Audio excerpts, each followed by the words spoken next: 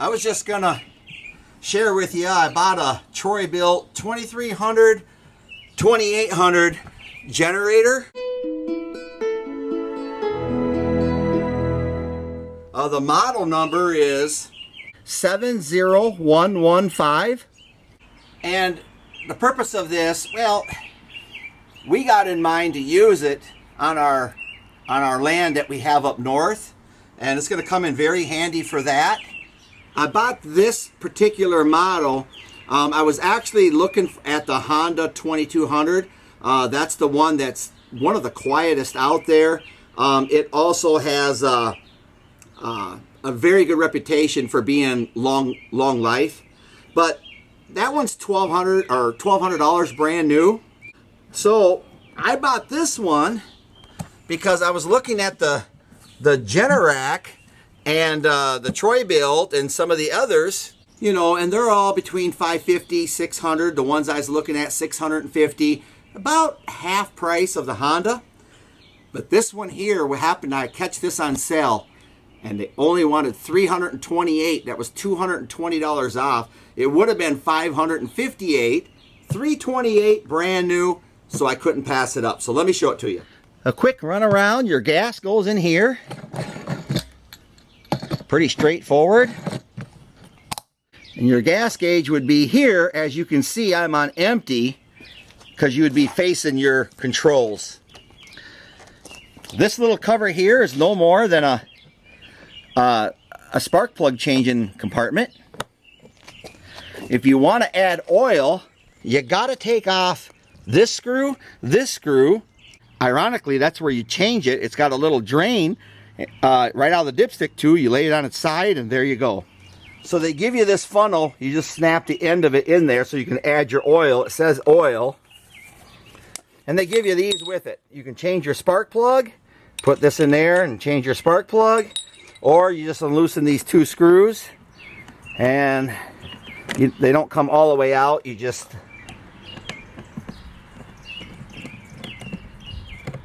like that, and then it has these little studs here that go in there, and these tabs go in the back. And there's your engine, there's your carburetor. This right here is your engine oil fill, and you can see it's got this little drain here that goes into this drain. So you just pull out the dipstick tube, lay it on its side, and drain your oil out. And then to check your oil, you don't screw it in. You just poke it in there till it hits the threads, but you don't screw it in.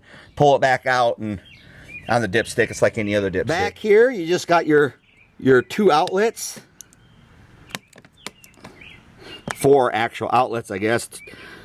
Two receptacle type is how it is. This right here is on and off. That's for your economy. If you have that on, it only revs the engine according to the pull or the need. Reset button in case you overload it. Low oil light.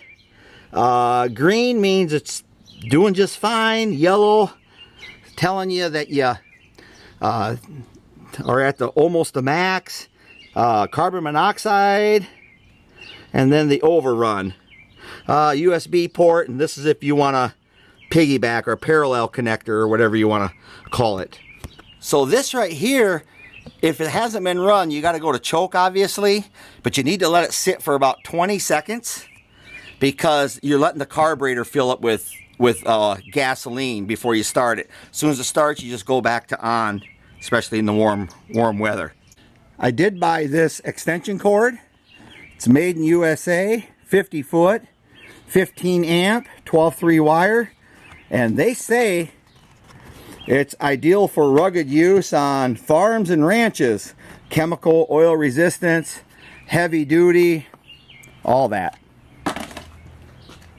So to start it, I just let the gas run in there. This is almost like a gas shutoff. But we're gonna just go to run because it's hot out here, and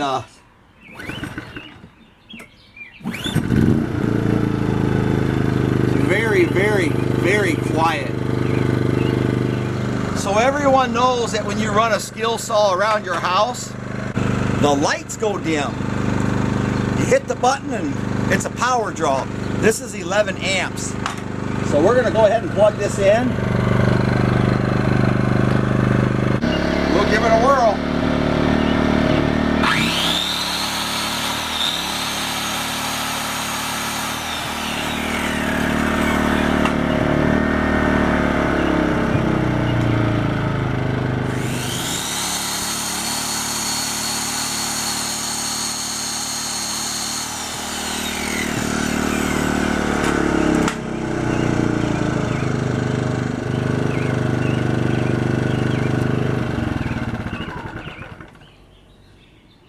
I can't speak to the long life of it. There's people out there with reviews that saying the reviews out of 5 are 4.5 stars out of 5. And it really wasn't for failure on the ones that had a slight complaint. It was, I don't know, maybe it didn't walk itself or something. So maybe this quick review will help somebody if they're looking at them. We're going to take it up there. We're going to try it out. They say on a quarter power it'll run, what, 8 hours on a tank of gas? So this will really help us out. I can bring some power tools or coffee makers or even an electric skillet if I wanted, if I didn't want to light a fire or use propane. So it's just another option, that's all.